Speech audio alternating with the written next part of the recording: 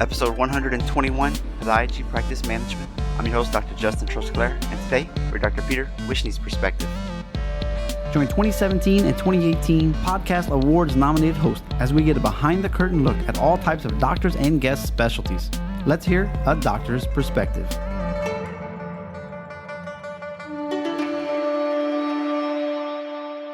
Welcome back to this Tuesday. Got a great show for you. How you been liking the Podiatry series so far? On Australia, United Kingdom, so far away but oh so similar. I think they had some really good ideas and tips to help you practice. I hope you're just feeling the same way. And today we have a United States guy, Dr. Peter Wishnie. He is a certified John Maxwell Leadership Coach, as well as still in private practice for the past 29 years. His specialty is in pediatrics, as well as athletes. Not necessarily pediatric athletes, but athletes in general. And we'll talk about that a little bit. But the main crux of the interview is about the practice management side. We'll go with simple things like answering the phone properly, not like doctor's office. Of course, that's a horrible way to do it. Copays and deductibles. What's the issues? Is it the doctor, the staff, the patient themselves? So we'll talk about it. Adding services ethically, of course, that generate more revenue as well as get better patient outcomes. He goes over 2 marketing ideas that you can do once you write yourself a little book or like a little extended pamphlet. And one of them, at least, I'd never heard of before, so I thought that was a really cool piece to hear. What's a rainmaker day? I'll spoil a little bit. It's a day off, but it's what you do on that day off that makes it the rainmaker day so special. And near the end, he gives lots of books, tips to help with all the roles that you have in life so there's more balance, and a way to get 2 weeks off without destroying your finance. I know that's important for me. It's important for you. So tune in today. I want to share with you a couple of the reviews, testimonies of things that I've heard. Here's one. Olivier Roy said, that felt like a therapy basically for me, asking those questions, all those, why are you doing this? Why are you doing that? How can you make it better? So it was good for me to do it also. Putting this together is such a good idea. I think you inspired me to do something like that on my side, G. Mark Strong, I really liked him. He did the laser interview. He actually bundled our interview together with a package. So if you bought a laser, you'd actually get a USB drive with a bunch of different things, including that interview. So that's really cool. And I got some interesting news. They should start coming out maybe May 1st, somewhere around there. I'm going to do these little mini-sodes. Tell me what you think, okay? I think for the last 6 months I've thought about it and I just didn't do anything with it, but I want to do it now. When I'm finished listening to a podcast, I'm going to take a couple minutes and give you the recap of whatever I listened to. And they're going to be called like a mini-sode. And I've already recorded several, but I was at the gym and then I was by a water fountain, so the audio quality could be bad. So I'm kind of debating on if I should just listen to it and then re-record them on a good mic in my little studio. That way the quality's better, but the spontaneity won't be quite as strong. So I'll take a listen, see what they sound like, and they'll just be released in between the normal Tuesday shows. We'll see. I'll do a dozen maybe, and then y'all tell me what you think about them, and I'll either continue it or stop. But it's a nice way to see where I'm coming at. And if you have any suggestions on the podcast episode specifically that I should listen to because it's just so good, send me a private message on Facebook, Instagram, LinkedIn, and I'll listen to it and give my little summary. P.S. Leave me a review on your favorite podcast listening app. You can go to adoctorsperspective.net/subscribe. And on that page, it sends you directly to the show on different things like Spotify, Overcast, Apple Podcasts, Google Podcasts, whatever you like. It's right there. Make it real simple and easy. And if you want to support the show by the host a cup of coffee or more, just go to .net/support. Thanks for tuning in. Let's jump back into the Podiatry series. All the show notes can be found at adoctorsperspective.net/121. Let's go hashtag behind the curtain.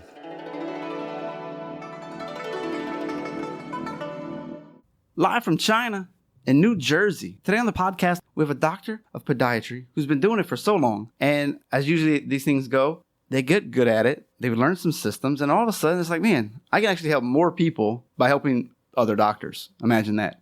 So he's created a system. And it's not just him. There's some people behind the scenes. And there's some other people out there teaching as well. But his thing is called toppractices.com. Please welcome to the show, Dr. Peter Wishnie.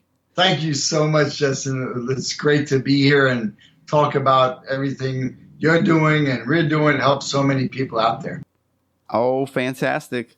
We always have to start an interview with a little bit of the backstory and why podiatry and then, your clinic successes and then where you are today. So give us a little brief intro about that, and then we'll jump into some of the meat and potatoes of the interview. Sounds great.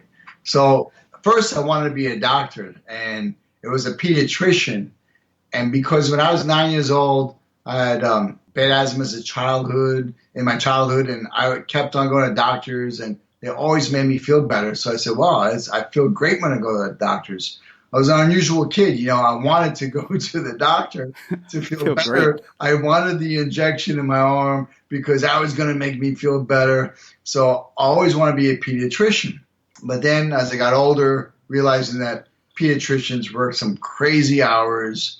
The kids are fantastic, but the parents are sometimes pain. They're calling you like 2 in the morning, 3 in the morning for like 100.5, degree temperature kind of thing. So I love sports medicine. Again, I love helping people. I love instant gratification. That's where podiatry comes in because I treat a lot of athletes. You come in, most of the time you're in pain. I do a few things to make you feel better, just like a chiropractor does. You get an instant gratification where I have this joke where if you go to a doctor, a medical doctor with a cold, they'll give you some pills. And if you take the pills, you're better in a week. If you don't, you're better in 7 days. So, I mean, it takes time to make people feel better, and I like the instant gratification. Plus, the hours are great. All kinds of people, when you're dealing with the foot, I'm dealing with all kinds of problems, anywhere from dermatological, neurological, orthopedic. So everything on the foot and ankle, so it's a big scope just for a small body part. So that's how it led me to that. So that's something I didn't realize as much. I always think of podiatry with the past episodes, it was going to be, ulcers and nails and all those types of things. And what I'm exploring is actually the whole the side to the whole profession where, you can work for team doctors and go to the Olympics and you can, focus on all these things. I didn't think about asking this, but I was going to now. Who are your competitors? When you're out there and you're going to go start marketing? So that's a great question. So I'm going to answer that first with saying there's no such thing as a competitor, and that's part of my maturity coming in. I didn't think that when I was 29 years old opening my practice, but there's enough out there for everyone. I don't have that scarcity mentality. There's podiatrists down the block for me. I'm 58 years old, so 29 years ago when I started my practice, a lot of the older orthopedists in the United States, in the East Coast especially, have problems with us. But the newer guys just love us. And that's because, this is what we do, and they understand that. There's orthopedists who specialize in foot care, and that's fantastic. There's enough for all the podiatrists, the chiropractors, the orthopedists. There's enough for all of us. And the day that we learn to work together, the day we actually take care and help more and more people quicker, because we do different things. We look at things at a different angle. As a podiatrist, I'm looking at it as a biomechanical. Even though I'm doing surgery, I'm looking at how can I help them biomechanically and get them to walk better versus just getting that toe straight. So I'm looking at all different dimensions, kind of things. So I don't believe we have competition. When it comes to marketing, you are marketing to the public on what they want and they need. And if you do more of it and you're more consistent with it and better than anybody else, you're the winner. See, I forget about the orthos sometimes. Obviously, there's going to be someone who specializes in feet, and that's what they do all day long. Right. But I'm thinking they're probably only in majors. Well, I don't know where they are, to be honest. But I'm guessing the bread and butter for an ortho is probably not reconstructing a foot. And so they probably like excited, like in most of America. Right. They're probably excited to have a podiatrist nearby. They're like, oh, thank goodness. Whew. Right. I don't like feet. I'm not even good at them. So that's cool. Yeah, absolutely. Okay. Cool. All right. Yeah, I was giving you a hard time. We say the same thing in chiropractic. Like, nobody, we're always like, physical therapy is our competitor. And you're like, well, not really. They do different things too. Yeah. And it's about educating the public. Yeah, I love all you guys. I go to a chiropractor like every other week, and I work out, and you guys help me a lot. So I love you guys. One more quick question on this. You got podiatry. We're trying to advertise. We're trying to get more patients. When I was in Denver, I don't recall seeing but maybe 1 or 2 podiatry clinics ever like print advertising, because in about 2008 and 9, they were still, that's what we still did. We didn't just do Facebook all day. Right. But I'll find out after I release all these podiatry episodes. We'll see how much my Facebook feed turns into podiatry, everything in the ads. But the point is, it doesn't seem like there's a lot of podiatries actually out there marketing. So to me, that's easy. It's easier to educate the public when there's not so many messages out there, because it's like, oh, you're the only guy in town that actually markets. I'm going to tell you a story. You're going to like this story. So I guess it depends on location, because being in Jersey, New York, New Jersey, there's so many of us here. And I bought a practice from a man, and then there's a podiatry group right across the street from me. And I remember this was back in 1989. Yellow Pages was very big. And Yellow Page guy comes in, and I put in a quarter-page ad. And then a year later, I see my competitors across the street put in a quarter-page ad with color. And then I added color, and they did a half-page ad. And they had an exam, come into my office for a free exam. And then I realized the state of New Jersey really can't do free exams and treat them within a 72-hour period. So I did a $1 exam so I could treat them right away. So it was like a Coke and Pepsi war for a couple of years going. But yeah, so now marketing is so different. Marketing is what you're doing and I'm doing, getting the information out there, and people now could see if you're real. They can go online and see your videos and believe in you immediately, feel like they have a trust factor with you before coming into the practice. Doctors around me are afraid that these big groups are buying out these small offices, and then they're referring within each other. So a medical doctor will refer to a podiatrist within this big conglomerate, and they get all the patients. But here is the issue. Here's the thing that's a good thing. In the United States of America, the patients, the clients, the customers control everything. We decide which restaurant we want to go to. We decide which doctor we want to go to based on how comfortable we are, unless, unfortunate, we are not in that position where we can make that decision and we have to go to a clinic maybe, unfortunately. Or sometimes that's good. There are a lot of good clinics out there, and I'm glad they have them. But in the most part, patients your Dr. Jones refers Mary to another podiatrist. What is Mary going to do right away? Taking out her phone, looking up the doctor, and sees he has one review and it's a bad review, right? And then, but sees I'm like on the top and I got 150 reviews and with a 4.8 average kind of thing. And I'm actually even closer to her in location. So they're going to call me, even though the doctor recommended this other doctor, but he recommended the other doctor because that doctor is in the group and they have to refer within. So to me, it's still about being the best doctor, the best office that's organized, that gives the best care and best customer service, what I call wow service. You're always going to win. You're always going to win if you do that. Did you have to inform the patient that they don't have to go to the referral that you gave? It's not like it's a PPO, or this is the only people that you can go see. Are patients aware that they could actually Google and find you? The people in those groups just tell you where they recommend you to go. Some people will say you have to go here because it's in in this group. But if you still take the insurance, because other doctors take the insurance still outside the group, then they're going to do what they want to do anyway. So, and that's the thing. And then you're going to have people who where maybe the other doctors are not taking their insurance, so they'll stay within the group. Okay. Do you happen to teach the copywriting? I wasn't sure if it was you or if it was somebody else in your group that kind of teaches that. So Rem Jackson, he owns a company called Top Practices, and now there's 2 entities of Top Practices. One is marketing, and he does a lot of that. And then Tina Del Bruno, she's an office manager in California for her husband's practice, and myself do the practice management aspect. And so I have a course that's the getting your nights and weekends back. It's the 7 secrets. Tina has a course about the practice too and making it run simply and smoothly. And Ram does a copywriting course. Okay. So we'll skip that part. That's the. I was looking at the website. I'm like, all right, what are some good questions to find out? So on this, I did see something about answering the phone correctly. Right. That's you. That's me. Okay. So we'll talk about the clients that you like to have. I know it's not going to be every podiatrist with a pulse, but so you know what I'm talking about. It's not. Yeah.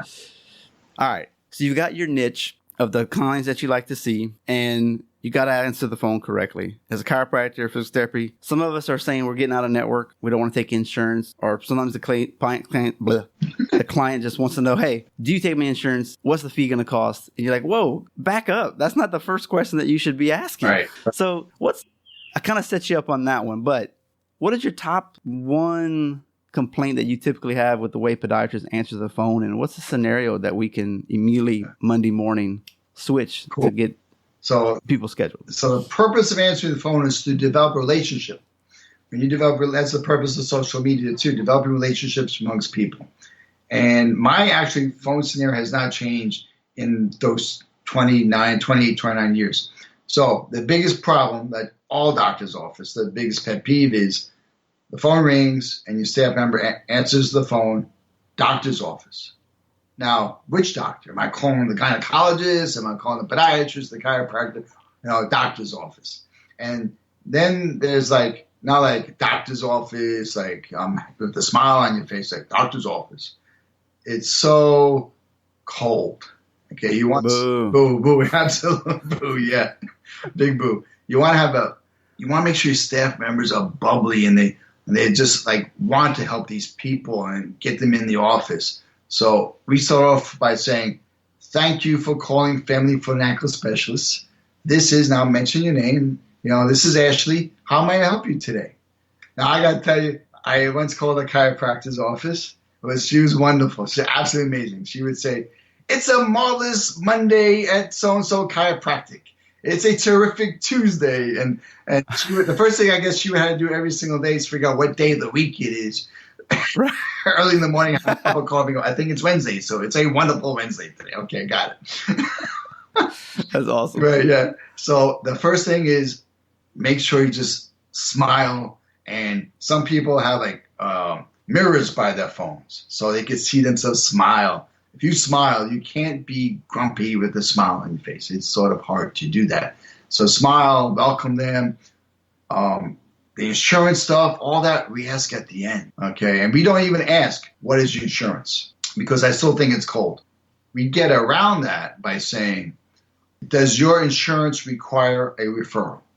Now, most patients have no clue if it does or does not. And they go, I don't know. So, okay, we want to help you with that. Make sure if you need one, you'll get one in advance. So what is your insurance? So now we have the insurance information. And the whole point of that is we can verify their benefits before they come in. And then we know what we can do. We know what we can't do. Or we can do everything, but we need to tell them this is not covered. This is how much it costs. And the patient knows what things cost before we actually do it, or an estimate, a good close enough estimate. And that's all people want today. They don't expect you to be perfect, but they don't want a surprise bill of a couple $100 when, they didn't expect it. So, when we'd answer the phone, it was always, I can get you scheduled. Why are you, the theory was, why are you calling the doctor's office? Well, I'm hoping that you're trying to schedule. Hope you're a new patient trying to schedule. Right. And if you're talking about money, well, man, that's very few people that are calling to dispute a bill. It's usually they need an appointment or something. So yeah, that's true. One of the things that we did, we always wanted to get to it's like a pre-consultation. Your staff's supposed to be trained in what you can do, what you expect. And so just having them kind of do a mock, oh, your knee hurts. Well, let's talk about that for a second.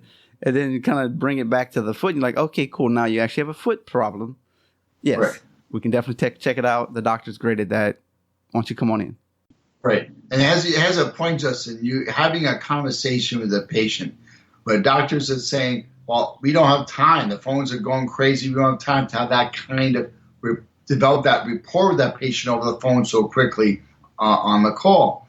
It is vital to your practice to develop relationships, not to be on the phone forever, but you have to not cut them off either and interrupt them, put them on hold. And the biggest problem most doctors' offices, they do not have enough staff to answer the phone. And every single person in my office is cross-trained to answer the phone because that's what happens. The phone cannot keep on ringing past 3 rings. It has to be picked up by the 3rd ring. That's, again, a customer service, doing something your neighbors, your competitors are not doing. It's inexpensive, and it sets you apart from other people. I mean, that's the worst. It's Bob's office. Please hold. Right. Whoa. Crap. You don't know how long you're going to be on hold for? Yeah. Right. As a client, he's like, oh, no, I hate that. It's worse when doctors' offices call me and they say, hold on for Dr. Bob. And they're going you called me. Why am I waiting for you? Right? Bob, why didn't you just call? Let's call it right. Something we do as chiropractors, we usually call the patient after their first visit. And it's such a wow factor. They're like, whoa, the doctor actually called you. Like, yeah, we want to make sure you're doing okay. Right. And it makes the wow factor. They remember, they're like, wow, Dr. Trosker actually called me. You're like, yeah, we didn't have 30 new patients today. I have time to call 3 or 4. Right. You know what I mean? Exactly. It's not that hard. Absolutely. You can do it while you drive if you really want That's to. what we do. My marketing person sends me their phone numbers through a text, and I just click on the phone number while I'm driving, and it goes through my Bluetooth, and I call the patient. Do you happen to have issues with podiatrists collecting copays and deductibles? Oh, we have issues where they're not doing it. That's the issue. Yeah, what's that about? What's that about? That's about because people, doctors are afraid to ask for money. And they forget how much they're offering and giving to that patient, what their value is. When copays are $30, $35, the patient knows they have to pay for this. So you ask for it. Just say, how would you like to pay for that? Or not versus will you pay for that? It's real easy. The insurance company actually requires you to ask for it and collect it because it's sort of going against the policies of not collecting it. And then every time, for a $35 copay, every time you send a statement out, you're losing money on the $35. And when you're not getting reimbursed properly, you can't afford to lose that. Collecting everything that you possibly can up front is huge. And Tina, by the way, has a course on that. It's great. The things you need to say and do and ask, you shouldn't be afraid. Patients expect you to discuss money with them today. So just ask. That's all. The problem is they're not asking. It's not like patients are not paying. They're not asking. Now, there are patients who, be honest with you, there are patients who give you a hard time or what have you, but you have to, from the first visit, make them know that you're going to be collecting it every single time they come in. Right. It's not my fault you have a $5,000 deductible that you haven't met. Yeah, but you could, while doing that, you show some empathy, saying, you know what, it is crazy. It's the way the healthcare system's going. I have a high deductible myself, and you have a high deductible, but I'm just the middle guy here, and that's what I'm supposed to do, but you know what the situation is. If you could satisfy my curiosity real quick, are a lot of services that y'all do covered by insurance? Like, if we do an insert, like an orthotic, good luck getting that paid for. It's all cash. And we're like, yay. But for your profession, that's kind of like a bread and butter thing that y'all do. Right. Are they more likely to cover it?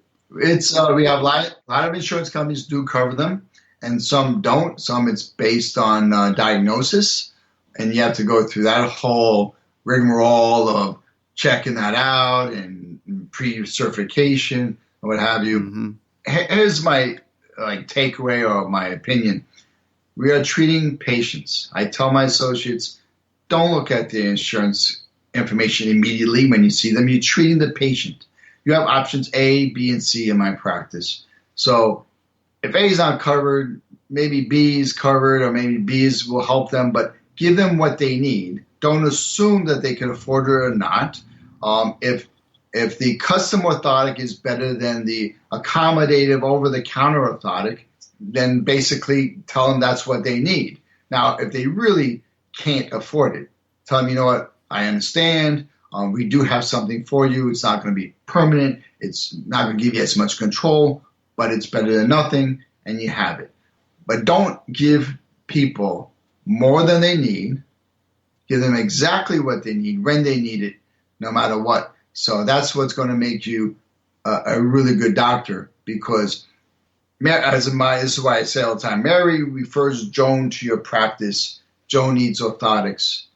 Joan can't afford the orthotic. It's not covered by insurance. Joan does not get the orthotic. Joan walks out of your office without nothing in the shoe, without any kind of help. Joan walks out, sees Mary. Mary says, I thought I sent you to Dr. Wishnie. Why are you still limping? So now, and what's Joan going to say? Joan's not going to say, I can't afford the orthotic. That's embarrassing, right? She's going to say, Dr. Wishnie could not help me. So now who looks bad? I look bad. So I have to do something like, to help her any way I can and work with her insurance or what have you. But you give the people what they need, no matter if it's covered or not, because that's the right thing to do. And then you work with their insurance or lack of insurance.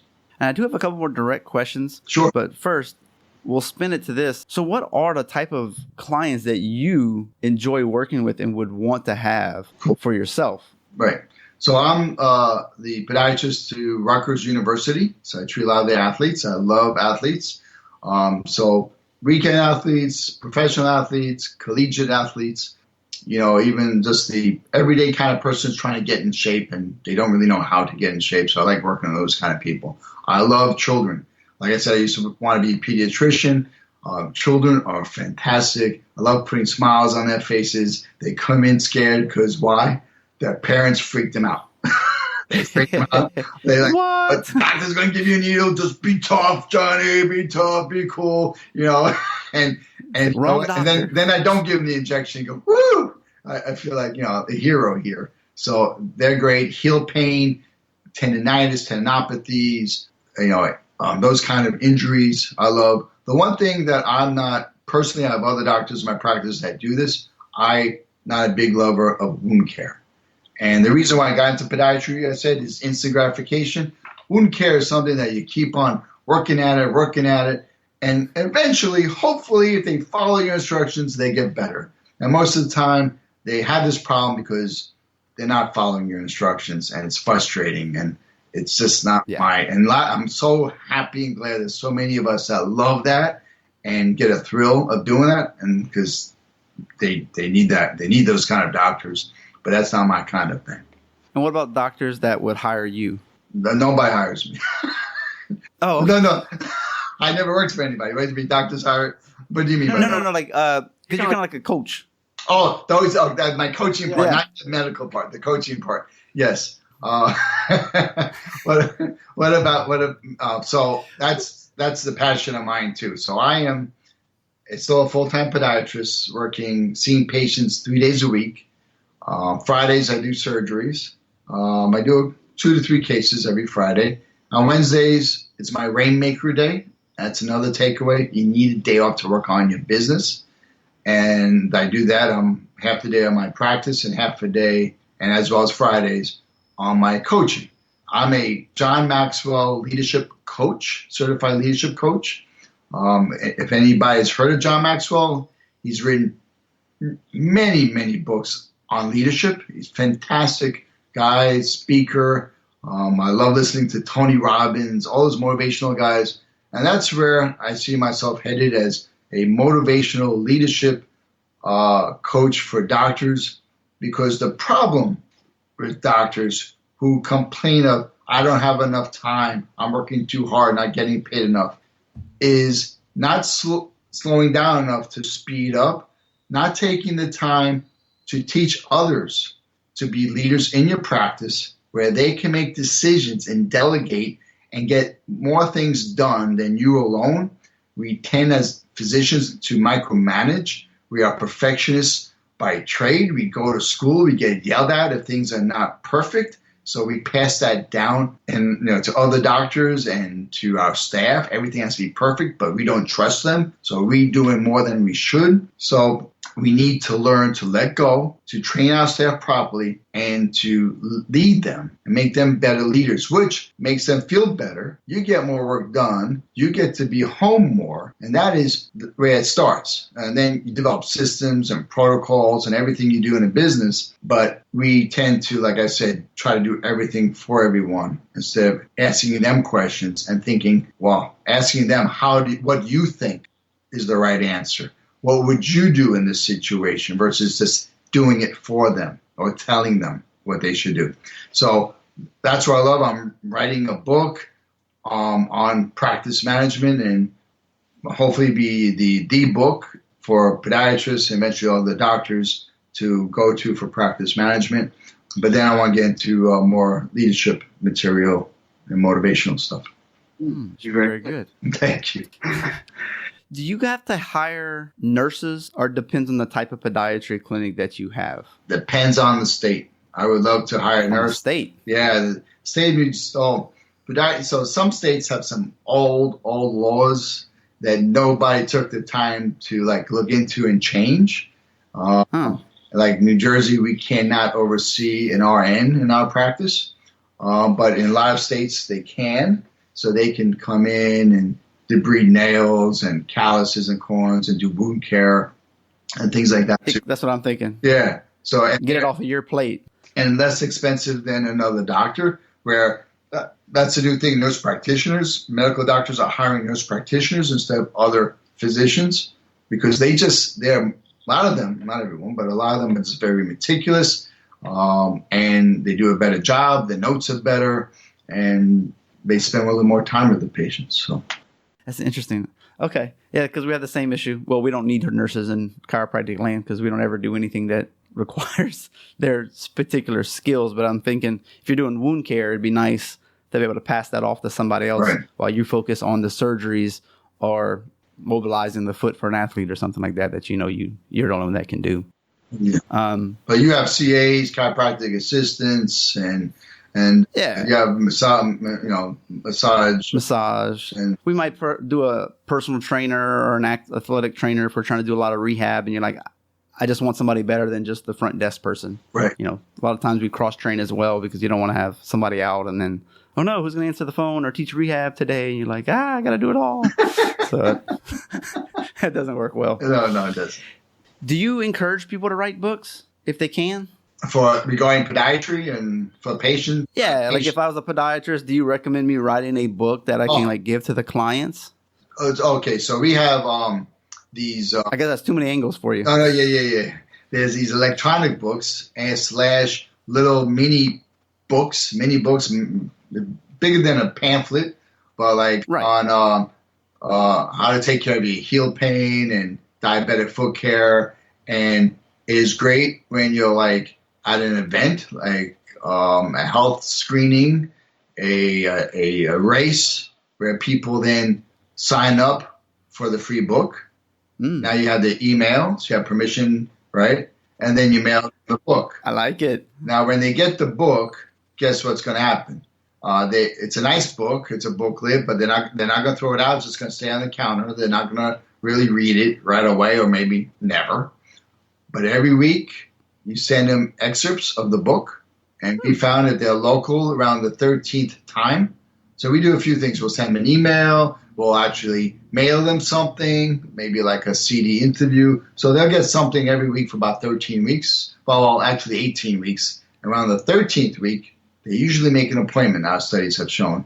And because they're like, oh, now my foot is really getting worse. Okay, and so now I have to do something, and I keep on getting these emails from this Wishnie character. So I don't not even read those, but his name keeps on popping up here. So now I'm making the appointment.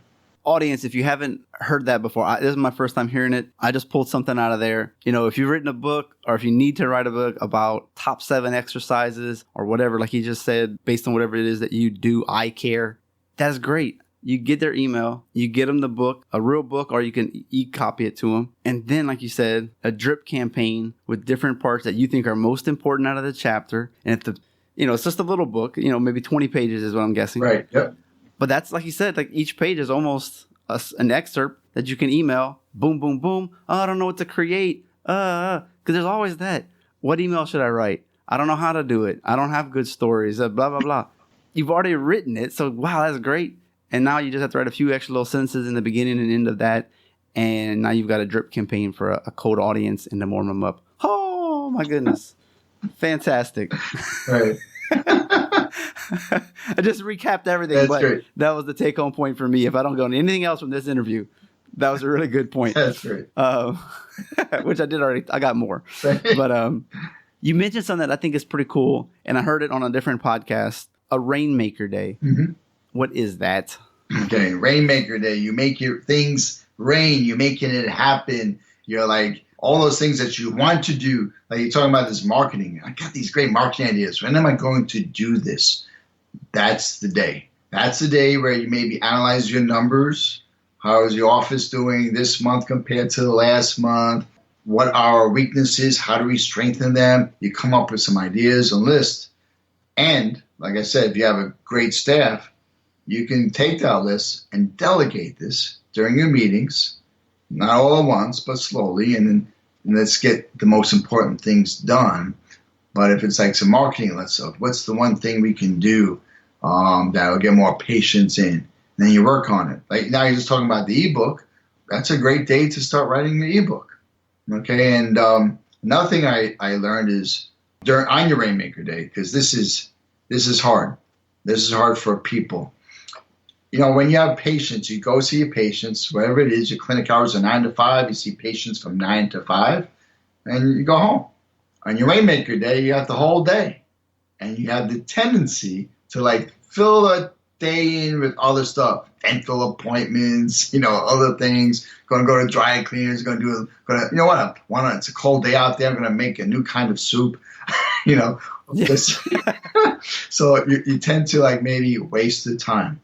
But you need to like actually set your schedule for like, okay, I'm going to get to the office by 9. From 9 to 10, this is what I'm going to work on. 1 hour increments where you stop, then you pause for like 10 minutes to relax. Studies have shown that things work better that way, 50 minutes to 1 hour at the most. And I have a cube timer, and I just set it for whatever, 30 minutes, an hour, and I just sit there until that timer goes off. And even if I'm working on something, that's a time I will then switch to something else, okay? Because these are the things I need to get done for the day. And you do that. Saturday or? Oh, that's my Wednesdays. Wednesday. My Wednesdays during the week. You don't take family time away. Don't take your weekends away. There's no reason for that. That's my Wednesday, and people say, well, I'm going to start off, dip my toe in the water, take 2 hours. 2 hours goes by so quickly, and you feel like you have accomplished nothing. You'll be amazed that if you took the day off, you will make more money that week, I promise you, than when you worked all 5 days seeing patients. Because I will tell you, by the end of the week, you're exhausted, and those patients on Thursday night or Thursday afternoon are not as productive as the ones on Monday and Tuesday. But Dr. Wishnie, I only wanted to work 4 days a week. Now I'm back to 5. Do I have to go to 3 days a week of seeing patients? 1 day, rainer day, so I can still have that extra day off? So whatever it is, I see patients 3 days a week, so my Rainmaker Day. Okay, so you can have whatever you want. Okay. Yeah. You also, that's your Rainmaker Day is going to tell you that answer, because that day is going to say, well, these are my bills. I need to cover my bills, plus I need whatever more than my bills, and those including your salary. And then I want more. This is my per visit value, how much money I'm making per visit. So I either need to bring in some more services per patient to increase that revenue, or also or more patients. Is my schedule totally booked every single 10, 15 minutes? Or do I have like lag time that I could put patients in and use that time? Okay. So there's ways to do that, maybe to a point where you bring in another doctor, but you shouldn't be necessarily have to work a lot more. And if you are seeing patients 3 days a week, when are you actually figuring out what you need to do for your practice? When are you going to be the CEO of your practice? What day, what time? You need to schedule that. Obviously, this will be whatever's ethical and what the patient needs and clinically relevant. But what are some services, just like a list, off the top of your head, that podiatrists may not even realize that they could offer to increase revenue, even if it requires them to purchase a $20,000 laser or something? Right. Are there services that you're just like, oh, you don't do the X, Y, and Z? Come on, man, where you at? Right. So lasers the big one, big hot topic. Lasers for nail fungus, lasers for pain. People don't buy those services or purchase the equipment because, one, they assume again that patients won't pay for that kind of service. The answer really is they're not confident that the product works, which is fine. You have to believe in your product. You have to believe in your orthotics. You have to believe in everything. So do what I did. I had a discomfort in my shoulder from lifting, and I got a few laser treatments. It made me feel better. I've asked patients from other doctors' offices what they thought about the laser directly, and they said that it helped them. Now, I'm not looking for 100% cure because there's no such thing as 100% cure. I'm looking for something that is non-invasive, that they want because they don't want surgery, they're willing to pay for, and it helps in the majority of the cases. And then when I have that believability, it's so easy to sell the service. So the same thing for nail fungus. It doesn't cure every nail fungus, but I know that the really, really severe cases, I'm not going to use that laser, okay, because it's just not going to help. I'm not going to take their money, okay. So we have that. Now I'm getting to more involved with stem cells, amniotic tissue that I am injecting for partially torn tendons, and without surgery, I'm healing tendon tears, and patients just like, great, I didn't have to miss that much work, I didn't have surgery, it didn't cost me that much money, and it's a wonderful thing that I tell people to look into. Hey, mentioning that, if somebody tears their Achilles tendon, Nobody. a podiatrist the person to go to, or should you go to orthopedic for something like that? Great question, okay?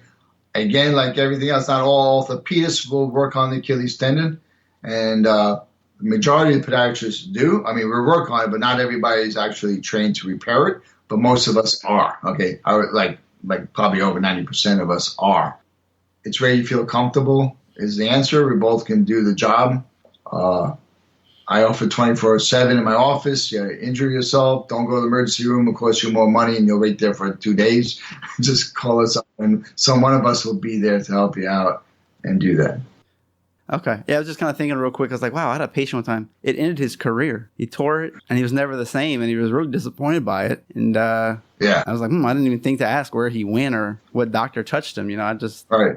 It does. Yeah.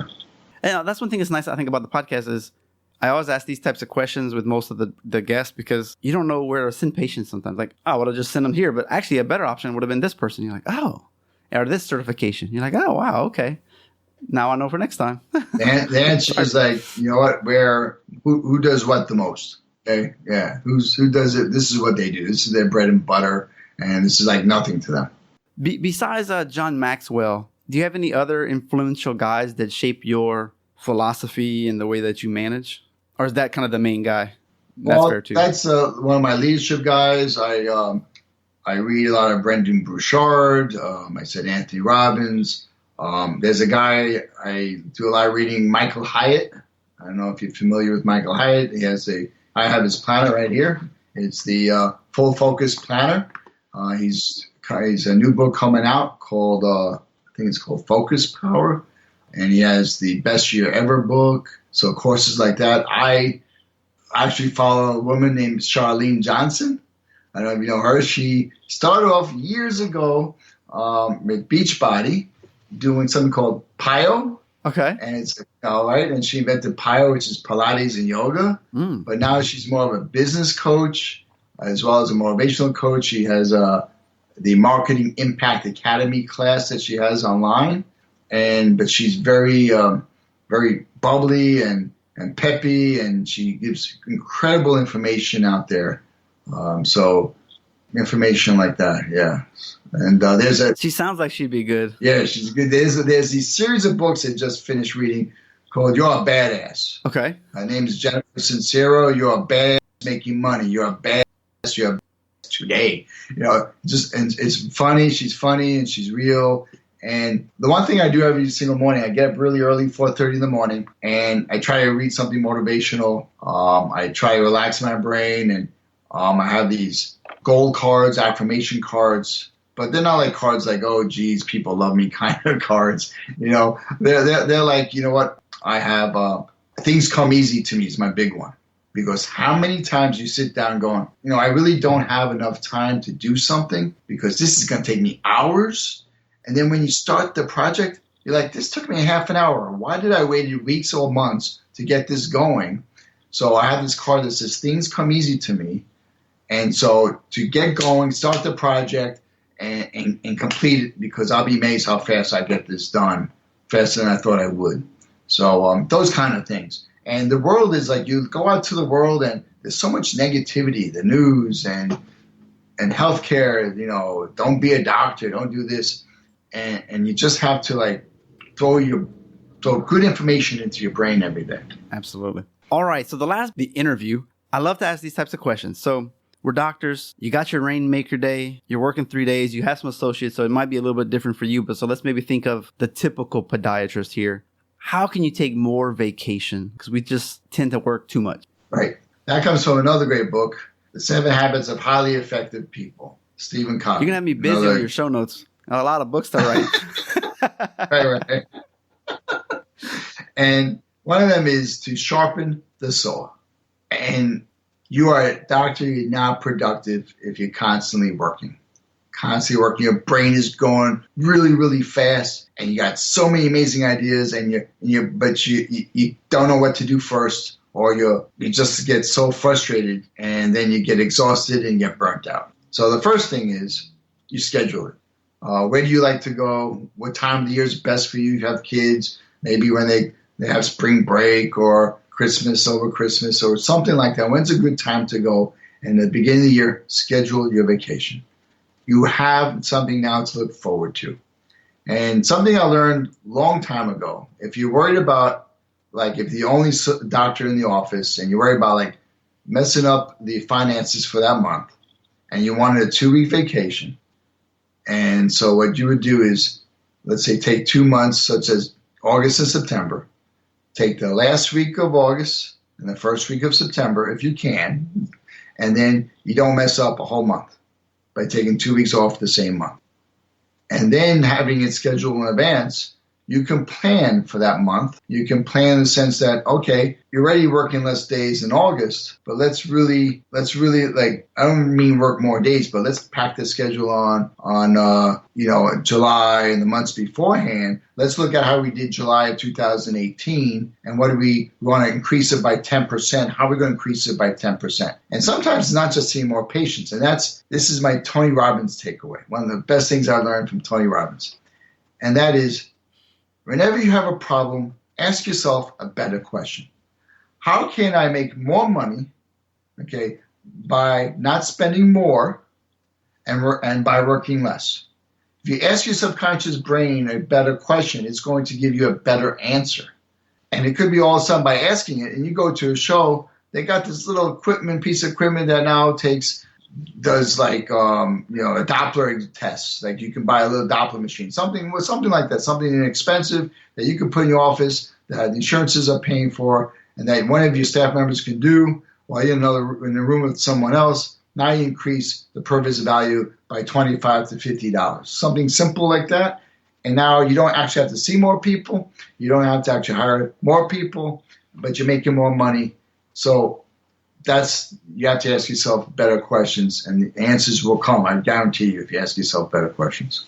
And I do like that idea of offering the services that people already might be asking for or going somewhere else to find the answer to. Yes.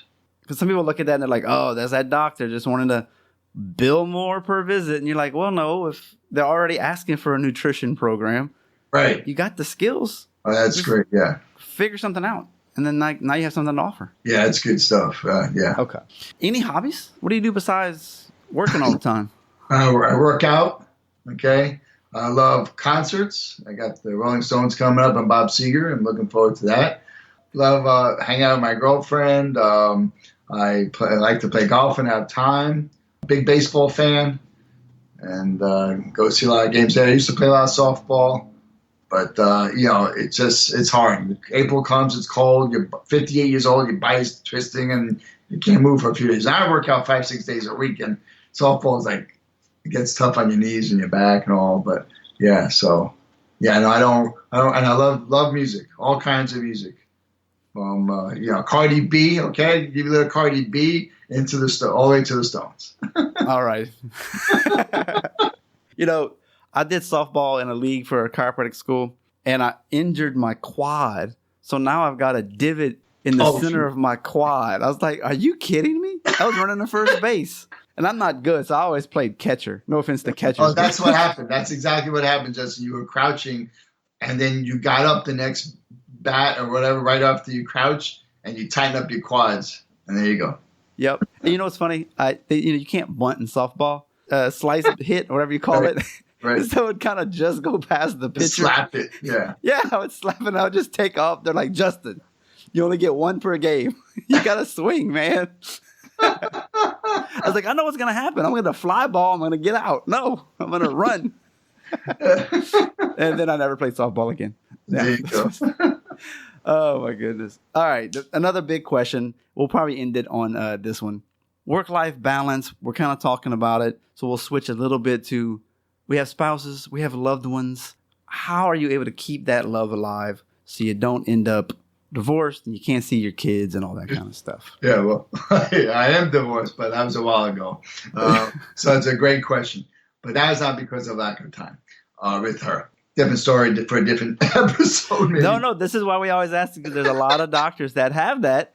And it's like, all right, most people don't go into a marriage wanting a divorce. And if we can avoid it, that's what we want to do. Exactly. One of the big issues of that marriage is that it was going well, and I took it for granted. When things go well, even in your practice, you go, oh, it's great, I got a good month or whatever.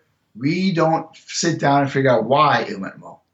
That's the hard thing. When things go bad, we sit down, analyze it, and we go like, I got to change this. I have to change this. Okay, and fix it. But when they go well, we just assume it's just going to keep on going well.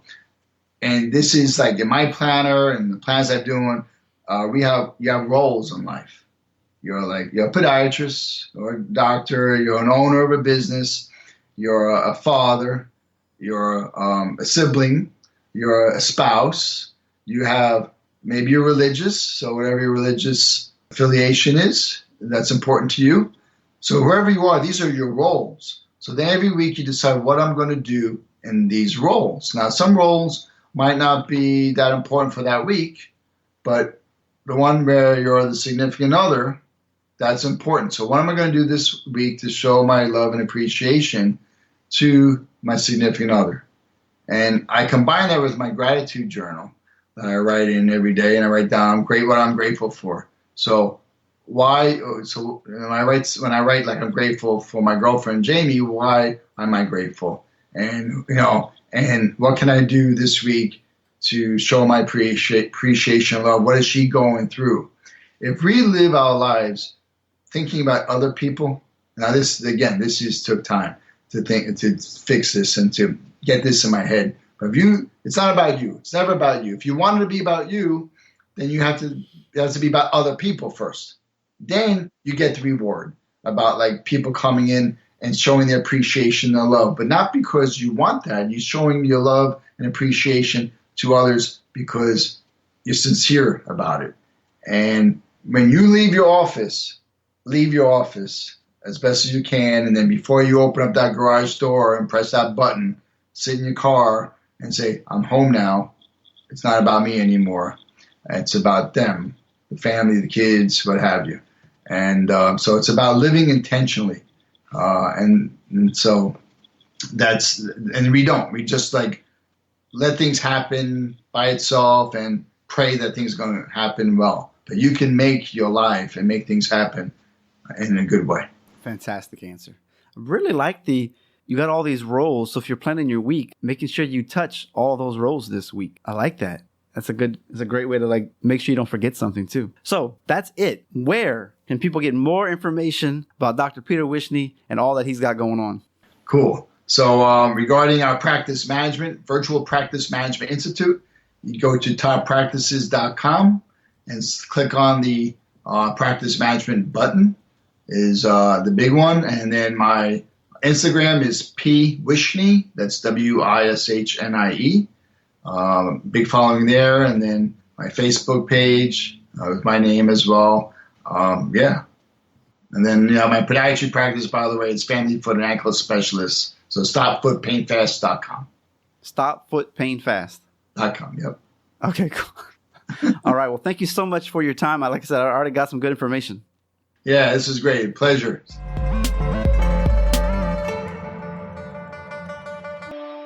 Well, that wraps up another episode. If you can, send me a review. That's .net/subscribe, Apple, Google, Stitcher, Android devices. You just click that button. It'll take you exactly to the page you need to. You can write a review, hopefully a 5-star review. Like I said, it does help for other people to discover what we're doing here.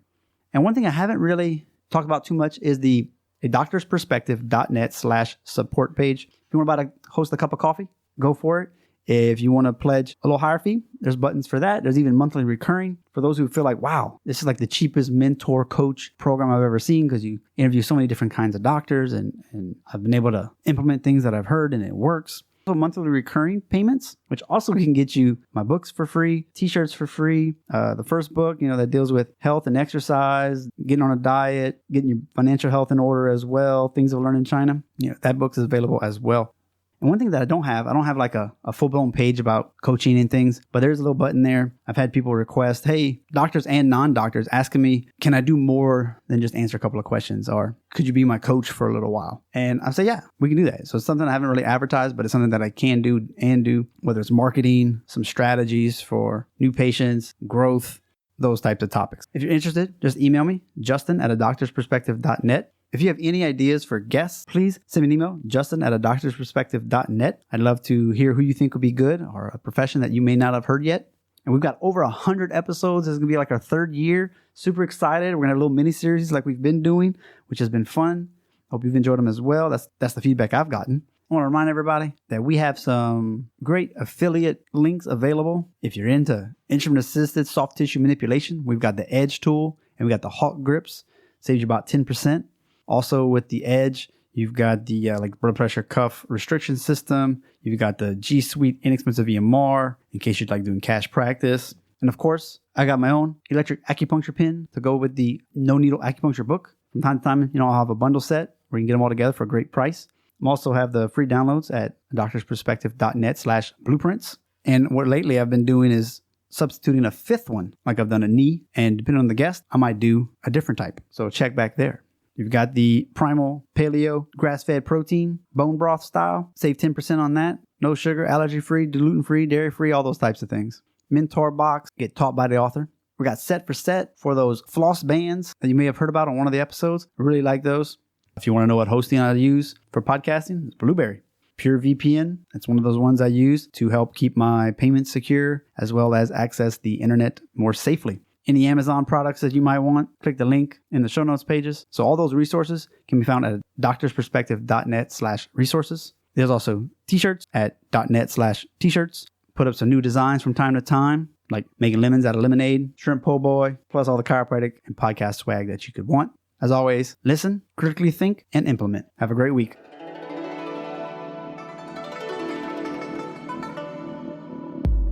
We just went #behind the curtain.